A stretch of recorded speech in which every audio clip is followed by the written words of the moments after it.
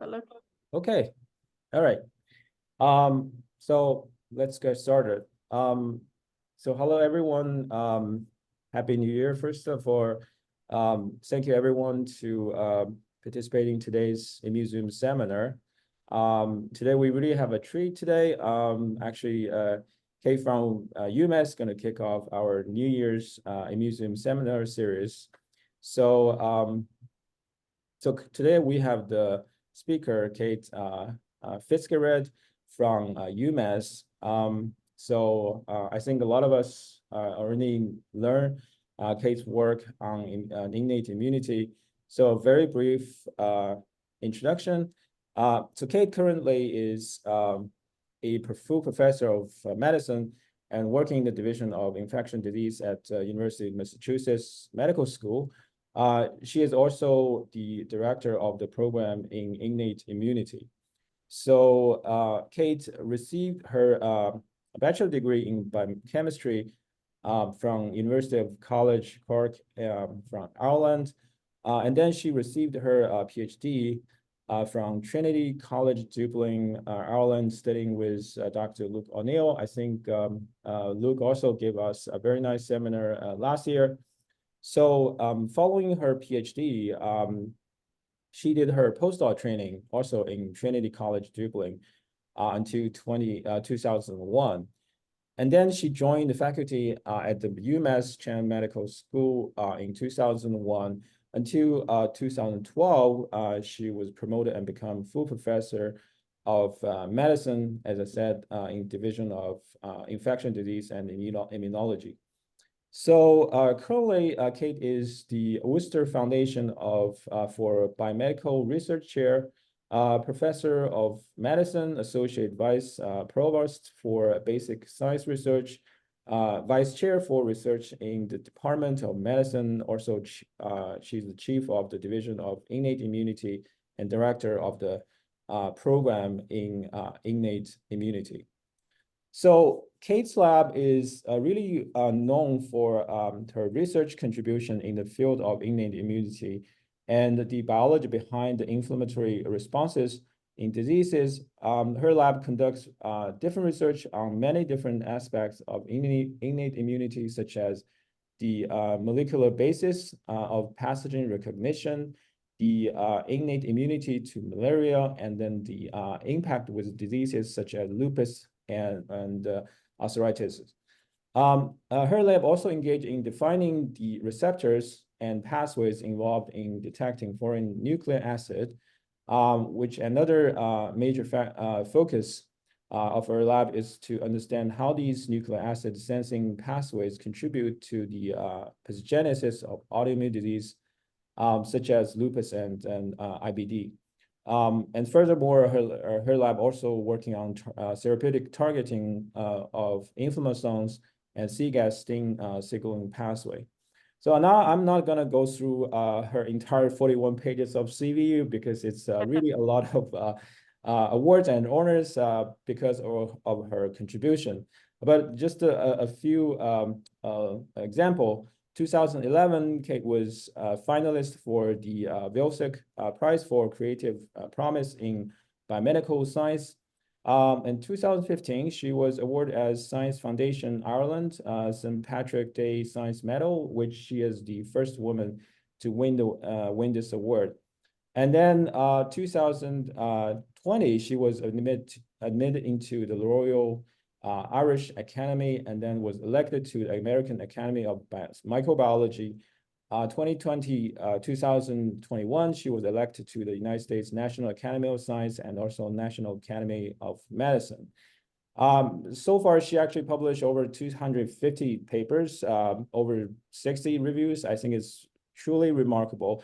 And she, I think the most importantly, I was super impressed. She has trained a lot of successful trainees who are currently very active in both academia and industry.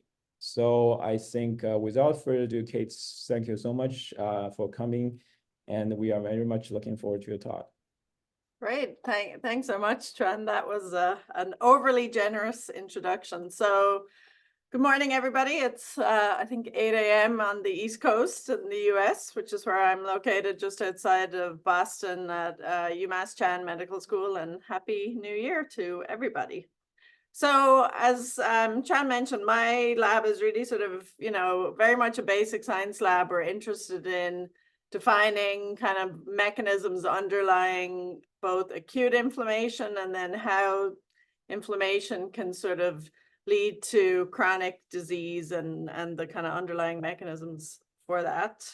So just to sort of give you a high level overview of the kind of areas that we're interested in. So if we think about the kind of inflammatory response, let's say in response to an infection, in a normal individual, we have this sort of very early response called the innate immune system, which is what my lab primarily focuses on. And this is really involved in the immediate response to foreign entities, so pathogens or other foreign agents.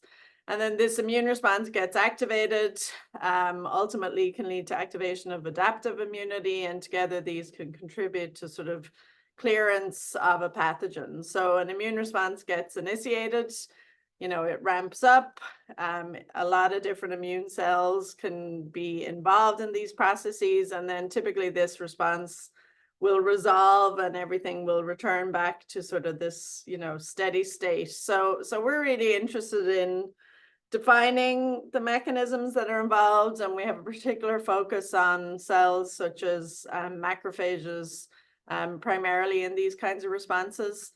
And in my lab, we've been interested over the years in understanding how the innate immune system distinguishes friend from foe. So what are the sort of sensing receptors that detect pathogens, viruses, etc.? And we've focused a lot on different classes of these pathways. So toll-like receptors, as Tran mentioned, nod-like receptors, inflammasomes, and then in particular on nucleic acid sensing systems. So these are pathways that are dedicated to sensing foreign nucleic acids. And then we've also done a lot of work on sort of the signaling mechanisms that are engaged downstream of these different pathways to coordinate this acute inflammatory response. And we focused a lot on gene regulation, both cytokine production, particularly type 1 interferon production. That's been a major interest of mine since I was a graduate student. And then today I'm going to actually talk about almost an accidental finding that we started to get interested in about, I don't know, maybe I suppose it's almost 15 years ago or so now. And that's kind of how non-coding RNAs can contribute to these responses. And I'll tell you a little bit how we got into that and provide a couple of examples of how these can sort of shape the inflammatory response.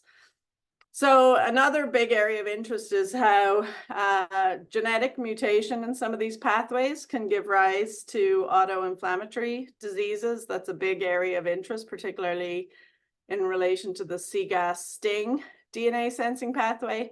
But even more generally, these innate pathways, it's clear that they contribute to a wide range of sort of chronic inflammatory diseases. So everything from, cancer to IBD, to atherosclerosis, and even, neurodegenerative diseases like Alzheimer's disease, where sort of these inflammatory pathways are probably contributing to pathogenesis. So in that kind of framework, we, over the years, have focused a lot on sort of defining receptors for pathogens, and how they signal, the sort of adapter molecules, the kinases, the transcriptional programs that turn on immune response genes, such as interferons, cytokines, tissue repair factors, as well as sort of the anti-inflammatory factors that get induced to help with that resolution phase of the inflammatory response. But as we started in particular, around sort of the mid-2000s or so, to take advantage of next generation sequencing, which to all the trainees out there now is so commonplace, but at the beginning, when these technologies sort of came online, and people started to use them, it became clear that a lot of the inducible transcriptional program in a cell of interest, in our case, macrophages, there was a lot of not only protein coding genes that were being dynamically regulated, but also things like microRNAs. And then what I'll focus on today, these longer long non-coding RNAs or lincRNAs, and we've been sort of studying some of these in the context of inflammation for almost 15 years or so now. So I'm going to tell you a little bit about some of that work.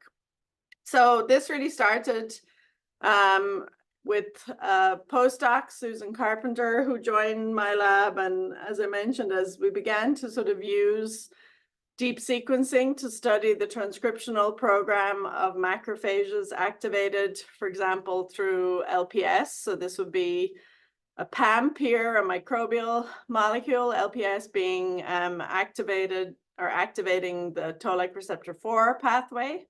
And then upon activation of this response, this is sort of capturing, it's a snapshot of the entire transcriptional program within an immune cell.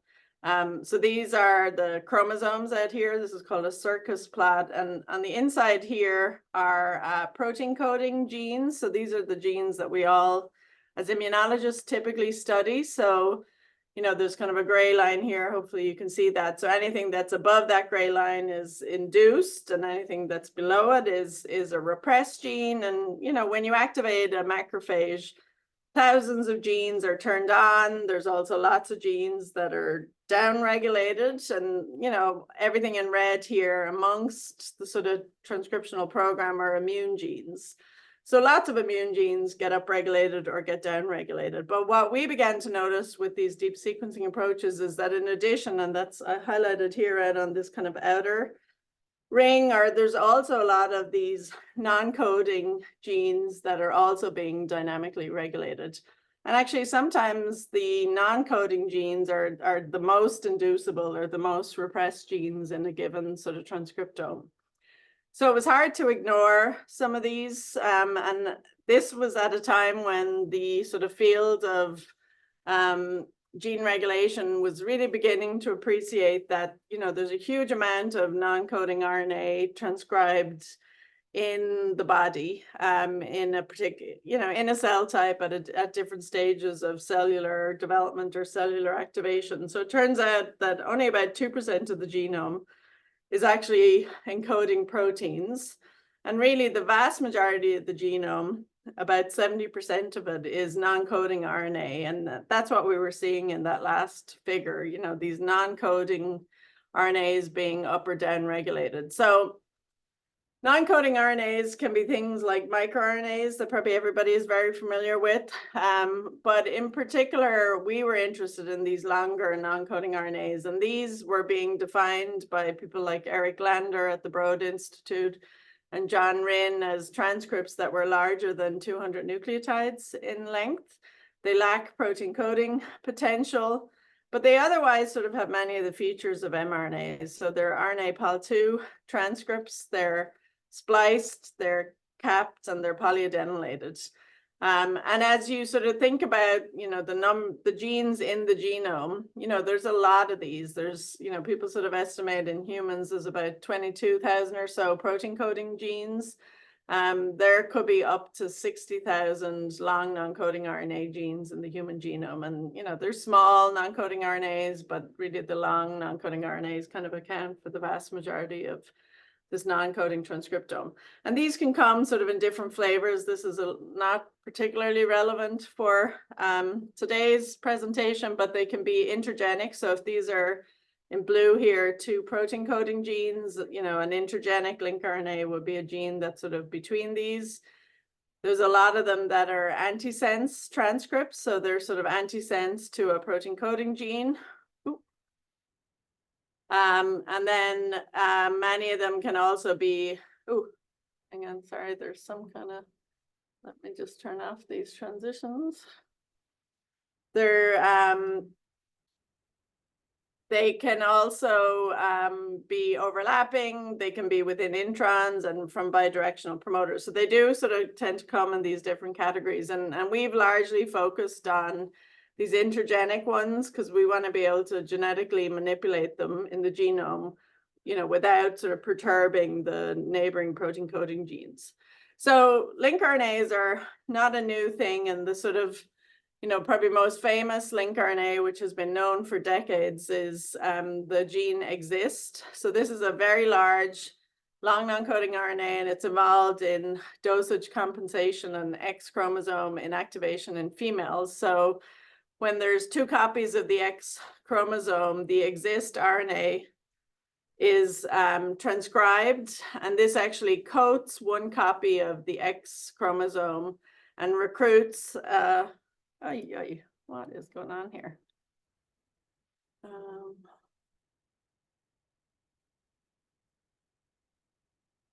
It recruits this complex called the PRC2 complex, and this is involved in methylating that entire chromatin to silence gene expression. And an example of that is sort of illustrated here with the calico cat. So the fur pigmentation gene is actually X-linked, and depending on which copy of the X chromosome each cell chooses to leave either active or inactive, you know, you can end up with an orange code or a black code or this sort of mosaic code color. So that gives you sort of a highlight the X inactivation. So it turns out these genes are involved in a whole range of, you know, probably almost all biological processes, but there's been a lot of work done sort of describing their role in, you know, dosage compensation, cellular growth. There's a lot of work in sort of development, infertility, limb development,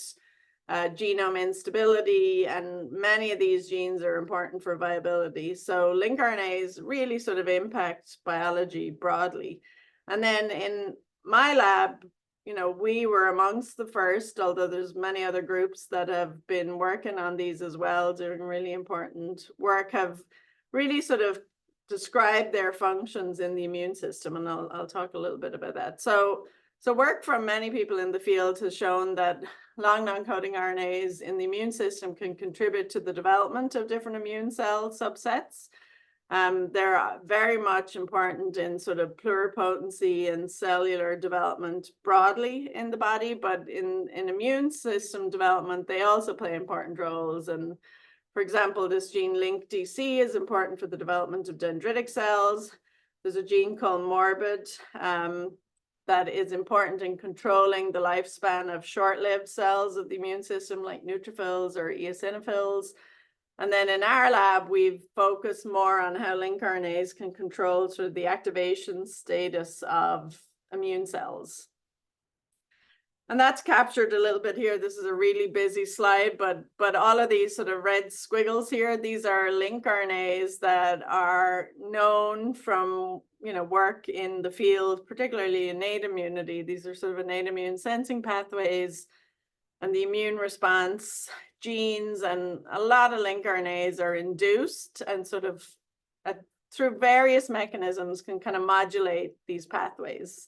That's sort of a high level overview, and I'll give you a couple of examples of that in the coming slides. So lincRNAs can have a range of mechanisms, and that really depends on their binding partners. So unlike microRNAs, which have sort of a very clear kind of mode of regulating mRNAs, lincRNAs can interact with proteins, they can interact with other RNAs, they can interact with DNA, so they can modulate sort of transcription or post-transcriptional mechanisms depending on, you know, which of these sort of binding partners they have, and as a result that makes sort of their possible mechanisms, you know, quite broad. So in the nucleus, lincRNAs are involved in sort of chromatin looping. They can function as scaffolds to help bring protein complexes together. There's a lot of them that actually work to bring transcription factors or epigenetic complexes to the relevant site in the genome and help sort of contribute to gene expression. And then they can be involved in mRNA processing. They can interact with proteins, they can modulate signaling. You know, they because of this sort of versatility of their ability to bind proteins or other nucleic acids, they really have a lot of different ways that they can modulate gene expression. So that makes it a challenge to study these, because it's not obvious, you know, how a particular transcript could work, what could, you know, could modulate biology in a system. So this is sort of a really big challenge in the field. And initially, when we started to look at this, we focused on macrophages sort of in an in vitro system. We modulated expression of some of these link RNAs and sort of showed that they could change the transcriptional program in a cell. But as you sort of progress through evolution, the numbers of these link RNAs really increase. And as I mentioned, there could be upwards of 60,000 or so of these genes in the human genome. So, this is like a needle in a haystack. How do you decide which of these to study? How do you focus on, which might be biologically important? It's a bit of a challenge to get to that. So we decided to do this really and focus on a human disease, because we really wanted to focus on these genes that would be more relevant to human disease and relevant to human biology.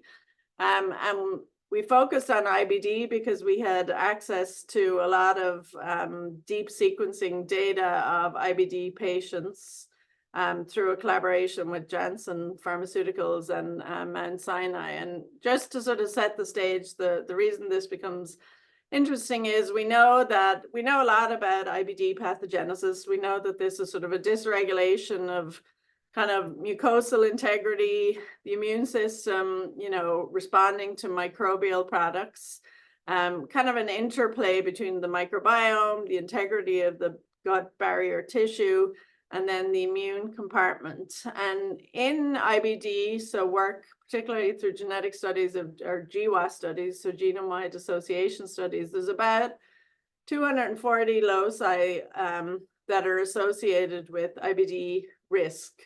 And these sort of genetic risk loci kind of map to important pathways in either ulcerative colitis or Crohn's disease. And these are genes, for example, that are involved in maintaining the integrity of the epithelial barrier, restoring the integrity of the barrier, after damage, things like Paneth cell biology, innate mucosal defenses, immune recruitment. You can kind of see the IL-23, Th17 axis, sort of immune tolerance systems kind of dysregulated, as well as, sort of central cellular processes. But what has kind of really emerged from a lot of these GWAS studies is that the vast majority of the SNPs that are associated with IBD risk are actually in non-coding elements. So really only a small percentage of these risks are actually in, the coding parts of genes. And therefore, sort of the non-coding genome becomes an important place to understand, this heterogeneity of human biology and how these SNPs might cause increased risk for IBD susceptibility. So if you think about sort of a gene, you have enhancers, promoters, the sort of coding region of a gene. But you can have, for example, mutations or SNPs in an enhancer or a promoter that would alter expression of a gene of interest. And you can also have link RNAs or microRNAs that that lie in these IBD risk loci. So we were really interested in sort of using IBD as kind of a case study to begin to identify link RNAs that might be important in this context. So part of the reason we used IBD is because, as I mentioned, through this collaboration, we had access to very large numbers of patient samples where there was very sort of deep immune profiling of these patients. So both ulcerative colitis and Crohn's disease patients. There was biopsies of different parts of the gut from either healthy controls or IBD patients, regions of the gut that were inflamed, and then, nearby uninvolved tissue. And there was extensive sort of immune profiling of these patients, as well as RNA sequencing. So we kind of looked at this data set from the viewpoint of non-coding RNAs.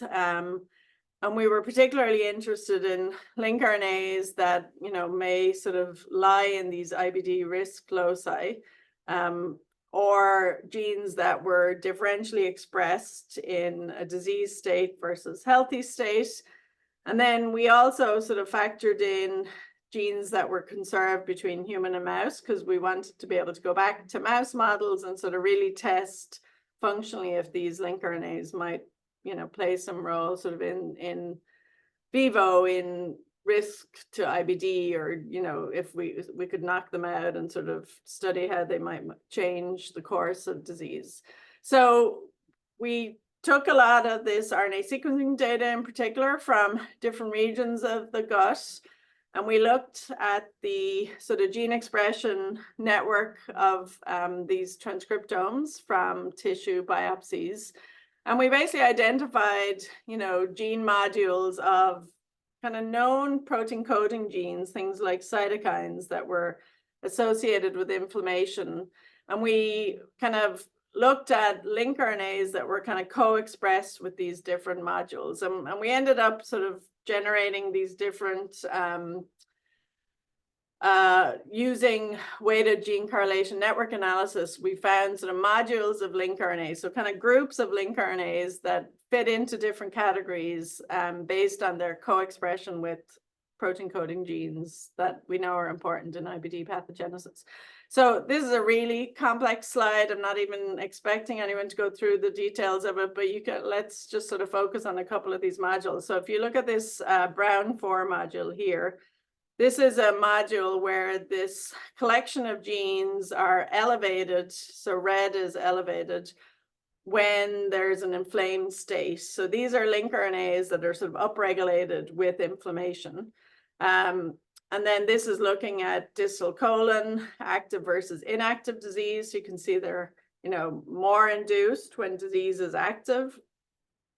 Active versus mild, Crohn's disease versus control, ulcerative colitis versus control, and CRP levels. So whenever there's inflammation, this set of genes are elevated. And then there's different modules, and I'll come back to these in a little bit, but I'm going to tell you a little bit about a couple of genes in 2 of these categories. So with all of that RNA sequencing data, we were able to sort of focus in on these groups. So going from sort of 60,000 lincRNAs to sort of smaller numbers of genes that seem to be regulated in a manner, kind of in this case, these were lincRNAs that were positively associated with disease severity. So they were elevated when there was inflammation. And the sort of signature genes were things like the type 1 or the interferon gamma response. And a founding sort of node of this gene this network was a gene called LUCAT1, which I'll talk about in more detail. There's other genes. This is another one, this lincRNA 158 here, which is associated with inflammation, but it's actually up in anti-TNF non-responders. And then this network over here is involved, and it's sort of associated with the intestinal mucosa, and it's actually negatively associated with disease severity. Oh God, this timing thing is driving me nuts. So I'll tell you a little bit about LUCAT1 first, because we've done a lot of work on this particular lincRNA. So as I mentioned, LUCAT1 was one of the genes that's elevated with inflammation. So we had been interested in LUCAT1 for a couple of additional reasons. So we knew from some of our own work in human myeloid cells that LUCAT1 was very specific to myeloid cells. So lincRNAs are often much more cell type specific than protein coding genes. And if you look at expression of LUCAT1, it's high in these sort of monocytes and dendritic cells. And then you really don't see much expression in other, for example, lymphocytes. And there's here again, so LUCAT1 is, kind of enriched in the monocyte sort of neutrophil lineage. And we knew from our data in IBD that it was higher in inflamed tissue than non-inflamed tissue. And, from a healthy gut to patients with severe colitis, the levels of LUCAT1, increase and sort of correlate with disease severity. So in human monocyte-derived dendritic cells, CD14 positive monocytes, macrophages, LUCAT1 is not really expressed in resting cells, but if you activate these cells with LPS, the levels of this gene go up rapidly. And then it's induced rapidly, and then it sort of, its expression level kind of wanes over time, and that's true regardless of the myeloid cells that we looked at. So this was an interesting gene. So we knocked it out using a CRISPR-based approach in some THP1 cells and some other myeloid cell lines. And what we found is when we stimulated cells that either had or lost LUCAT1 expression, there was altered expression, in particular of sort of the type 1 interferon gene signature. And basically, in the absence of LUCAT1, there was much greater induction of the interferon alpha beta response.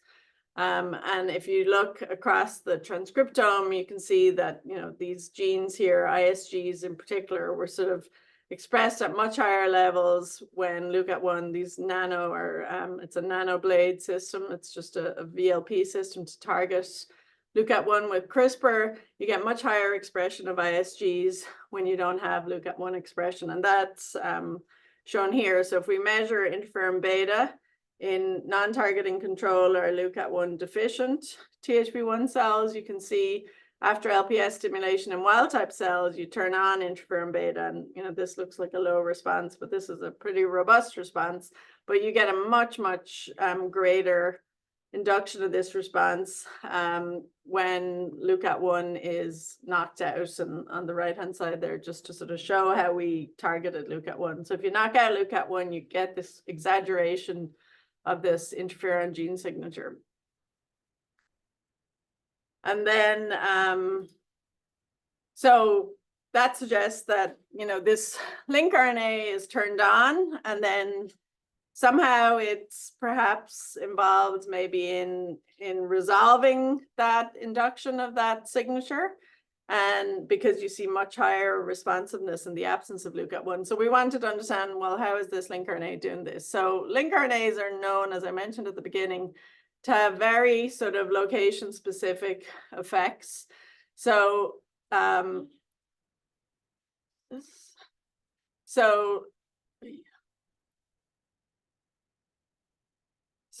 what we did is we took human monocytes and we made either nuclear fractions or cytosolic fractions of these cells, and then we profiled the fractions for expression of LUCAT1, because we wanted to understand, is this in the nucleus or is it in the cytosol? And that would help us sort of go after how it might be modulating this interferon stimulated gene signature. So if you just, you know, purify or enrich nuclear versus cytosolic fractions and then query them for the expression of an mRNA, so this is GAPDH, so this is a highly translated, you know, housekeeping gene. You can see this is in the cytosol, as you would expect. So the mature GAPDH mRNA is cytosolic. And then MALAT1 is a known nuclear encoded Lnc'ing RNA, or nuclear localized Lnc'ing RNA. So like that, LUCAT1 was really enriched in the nucleus. And you can see that by single molecule FISH here. There's DAPI staining and, you know, very nice sort of staining of LUCAT1 in the nucleus, and that's merged here. And the GAPDH, these nice green dots, are sort of in the cytosol. So that's where the GAPDH mRNA is. So LUCAT1 seems to really be enriched and kind of specific to the nucleus of these monocytes.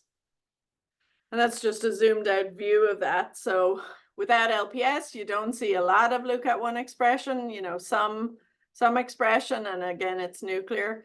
But you really, once you stimulate a cell, and that could be with LPS as shown here, but a lot of different inflammatory stimuli, this Lnc'ing RNA is, you know, really lights up in these cells, and it's really kind of retained in the nucleus. So that was a clue as to how this, you know, might be working. And we had some evidence that LUCAT1 was, you know, regulating ISG responses from our CRISPR data, but we wanted to kind of understand, you know, how is it doing that? So we took advantage of this technique called CHIRP. This is chromatin isolation by RNA purification. So this is involves taking cells, in this case, CD14 positive monocytes, cross-linking these cells, and then you incubate the lysates with biotinylated oligos, and these oligos are actually complementary to the LUCAT1 sequence. So you can use sort of the fact that there's complementarity to then pull out using streptavidin magnetic beads, this complex of LUCAT1 and whatever proteins, or you could do sequencing and sort of figure out if this was localized to particular regions of the genome. So we used this approach, and we actually did mass spec to identify the binding proteins that LUCAT1 was binding to. And this just shows that this approach can work. So these are just 3 different repeats. You can see with the control probes, you don't pull down LUCAT1, and with the LUCAT1 specific probes, you get, you know, nice enrichment for LUCAT1 from these extracts. And then we subjected these pull downs to mass spectrometry and identified the proteins that were bound to this Lncing RNA. And what we found were a number of H&RNP proteins, and these are known to be sort of associated with a lot of Lncing RNAs, but they're also, you know, common RNA binding proteins. They're involved in splicing and RNA biogenesis. But we also found sort of important components of the splicing machinery, as well as the DNA damage response. And we went on to sort of interrogate, you know, which of these interacting partners might be important in this regulation of the interferon response. And we kind of landed on splicing as kind of the major mechanism by which LUCAT1 was altering expression of the interferon response gene. So what we had so far was in a monocyte stimulated with LPS, you can upregulate expression of LUCAT1. And I didn't show all of this, but this is sort of through NF-kappa B, and then NRF2 is also important in turning on expression of LUCAT1. And then LUCAT1 was binding to these complexes of proteins that are known to be involved in splicing in particular. So the hypothesis was perhaps LUCAT1 was somehow, you know, involved in changing splicing patterns or alternative splicing of target genes, and perhaps that could explain this effect on the interferon stimulated gene response. So we looked together with Athma Pai, a collaborator here at UMass, at the splicing patterns in cells that express LUCAT1 versus cells that lost LUCAT1 expression. And we found that there was altered splicing. And in particular, the most differentially spliced gene was this gene called NR4A2. This is a nuclear hormone receptor. And this gene is known to be present in different systems with different isoforms. So there's sort of the canonical isoform, and then there's an alternative isoform.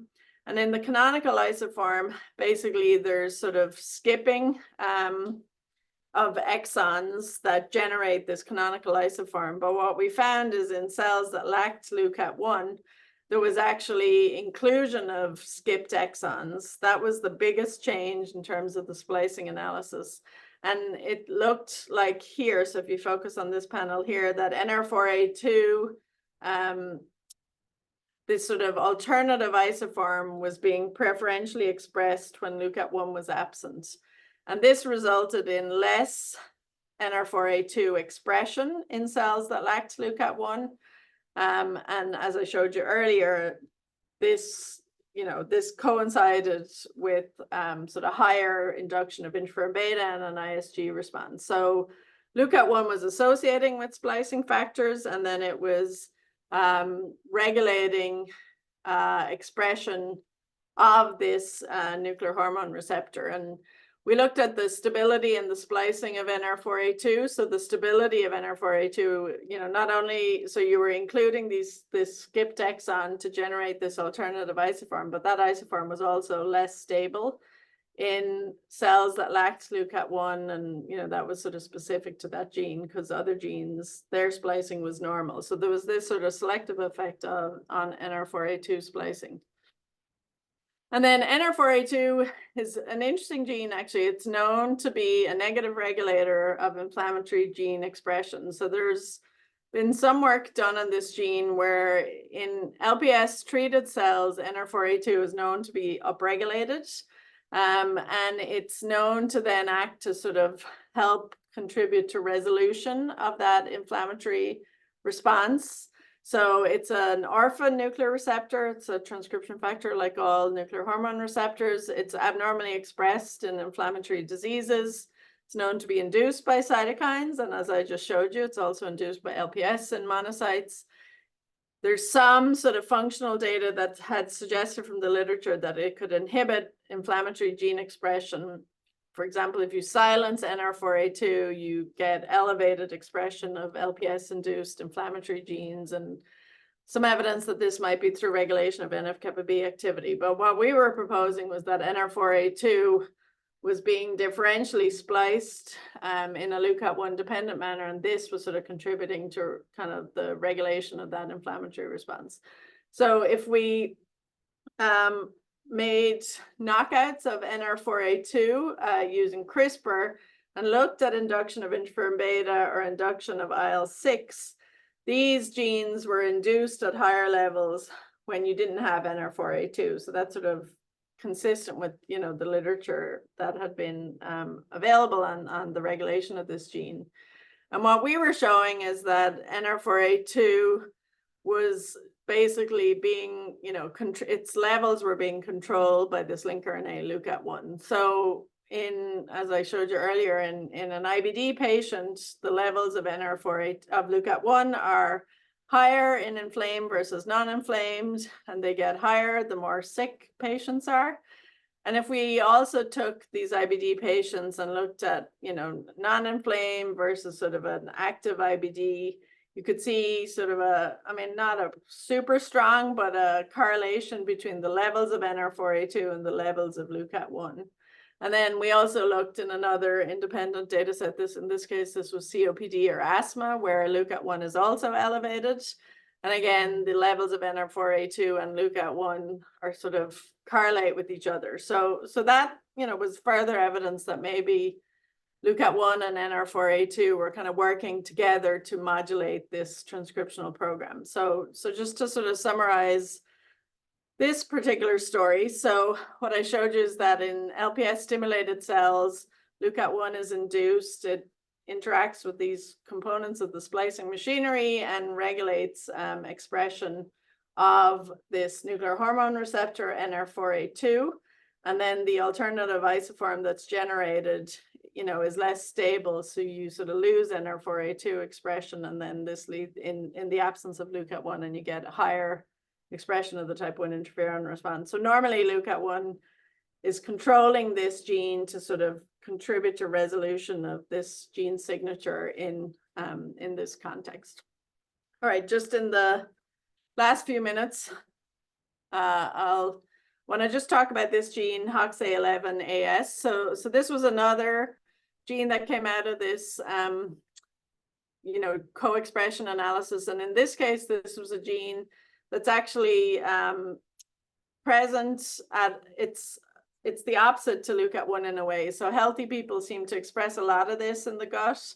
And then as patients get sicker with ulcerative colitis, the levels of this HOXA11 antisense transcript are reduced. And this gene seems to be, you know, enriched in the distal colon. So it seems to be sort of a unique colon kind of expressed gene. So this was interesting to us. And in not only in human IBD, but in mice that have DSS colitis, this Lncing RNA was also in macrophages and infiltrated monocytes in the gut. This was one of the most downregulated Lncing RNAs. So it was conserved in human and mice, and it was sort of high in healthy people or healthy mice in the gut, and then it was reduced. And this is just sort of looking by RNA scope at the gut. So here, this is the distal colon, and you know, as you get further and further out in these layers to the proximal colon, you really don't see any expression of HOXA11 in the proximal colon, and it's highly enriched in the distal colon. And then within the colon, it's expressed in the lamina propria immune cells, these lymphoid aggregates in the gut, and then it's also highly expressed in the intestinal epithelial cells. So this was a really interesting gene because it seemed to be kind of unique to the colon. We didn't really see it in other parts of the body. And it was in both immune and non-immune cells. So we generated mice that lacked this LncRNA by introducing a poly A tail into the locus. And this allowed us to lose expression of this LncRNA in the gut of mice. So wild type versus knockout, you see there's actually two different transcripts. You lose expression of these transcripts in the gut, and you don't modulate the neighboring protein coding genes. So at baseline, these mice look pretty normal. So the lengths of the colon are normal. The kind of histology looks like a pretty healthy, normal gut, and the composition of the immune compartment is really normal. So at baseline, these mice don't seem to be any different from their wild type littermate controls. But if we subject them to DSS colitis now, then monitor these various parameters, you can see, this is a wild type mouse after 2% DSS.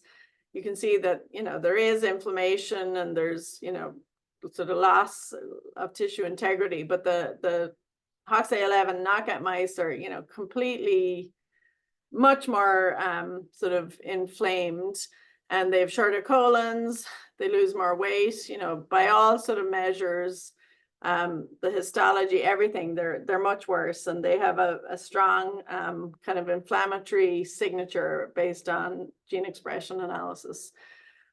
I'll just quickly run through this because we generated bone marrow chimeras to sort of figure out if it was the expression of this gene in the immune compartment or the stromal compartment. And it turned out that you could basically transfer disease by transferring the knockout bone marrow into wild type animals. And then after DSS, these animals became sort of had, phenocopied what we'd seen earlier. So it seemed to be the expression of this gene in the immune compartment that was leading to this enhanced susceptibility to colitis. So back to kind of this question, well, how is this working? So we again did our analysis to sort of look and see, is this, in the nucleus or is it in the cytosol? And unlike LUCAT1, this is really restricted to the cytosol. So you don't really see anything in the nucleus. And then we did our CHIRP experiment to identify the binding partners. And this just shows the CHIRP works very nicely. You get nice enrichment when you use the antisense probes to HOXA11 OS. You pull down really nice levels of this LncRNA in this is ex vivo, just taking sort of colonic immune cells from the gut. You see nice enrichment. And then when we do mass spec, we found, a very specific signature of genes, and all of these genes are actually mitochondrial proteins. And these were proteins that were involved in fatty acid oxidation, but in particular, a number of components of complex 1 of the electron transport chain. So this LncRNA seemed to be sort of associating with complex 1 of the ETC in the mitochondria, and this gene NDUFV1, just as an example of one of these components of complex 1, was very specifically sort of interacting with LUCAT1. So we just confirmed, I'm going to skip through that, it's RNA-scope confirmed that LUCAT1 was truly enriched in the mitochondria. And then as we started to look sort of at, mitochondrial function and complex 1 activity in lamina propria cells in the colon, you could see, comparing wild type to the knockouts, the levels of NAD+ to NADH. So these ratios were reduced. ATP levels were reduced, and there was higher production of mitochondrial ROS. So these sort of combined suggest that, the mitochondria were really not optimally functioning in actually, this is total lamina propria cells in the colon. This is just looking at mitochondrial mass and mitochondrial membrane potential. So in all cases, basically, the knockouts had reduced mitochondrial mass, reduced mitochondrial membrane potential, And the degree of the sort of impairment here is similar to what you see with rotenone, and this is an inhibitor of complex 1. So basically the immune cells, had defective mitochondria in these animals. And we went on to look at just the oxygen consumption rate in the tissue, and that was reduced. And then lastly, we took a look at the sort of integrity of the mitochondria. So normally, as I'm sure people are aware, this is what a typical mitochondria would look like: the outer membrane, the inner membrane, and these sort of well-defined cristae structures. And if you do transmission electron microscopy in, this is actually CD11b positive cells from the colon, you can see, in wild type animals, the mitochondria sort of look like that picture, these nice cristae. You can clearly see sort of the inner and outer mitochondrial membrane. But then the mitochondria in the knockouts had this really sort of unusual phenotype, really swollen, complete lack of kind of this dense staining and really kind of perturbed structures, lack of cristae. And this was specific to the immune cells, because if we looked in the epithelial cells, these are the mitochondria in wild type and the knockout, and you can see that everything looks normal. So, this really unusual mitochondrial sort of features in myeloid cells in the gut. And then if we purified out the CD14 or the monocytes from the gut, you can see again, they have, higher levels of inflammatory cytokines. And that would kind of go along with this sort of mitochondrial ROS and disrupted mitochondrial function. So lastly, then we hypothesized, well, if the immune cells, particularly the myeloid cells in these animals, have sort of defective mitochondria, they're kind of almost primed to be inflammatory. Maybe we could rescue this enhanced susceptibility in the knockout mice if we scavenged that mitochondrial ROS and kind of eliminated that. So that's what we did. So we took wild type or knockout animals, and as I showed you earlier in blue here relative to white, the knockouts lose more weight. They have, worse colitis than their wild type counterparts. But if we treat these animals with MitoQ to scavenge that ROS, you can kind of bring everything back to what you'd seen in the wild type. So it seemed like we could rescue the enhanced susceptibility by scavenging that mitochondrial ROS. All right, and then I'm just gonna kind of wrap up with a model of what we think is happening here. And this work was recently published, and there's actually a lot more kind of detail in the paper. But what we think from studying this Lncing RNA is that myeloid cells in the colon express high levels of this Lncing RNA. So in a healthy colon, and this we think is sort of controlling somehow, we don't fully understand this, complex 1 activity and, like the electron transport chain and OXPHOS. So you get sort of healthy, happy mitochondria. But then when this Lncing RNA is absent, so for example, in a disease setting where I showed you the levels of this really drop off, or if we knock it out genetically, then we have increased susceptibility to colitis. And we think this is because the electron transport chain is just not working optimally. And there's elevated mitochondrial ROS and then elevated inflammation, and this can contribute to increased susceptibility.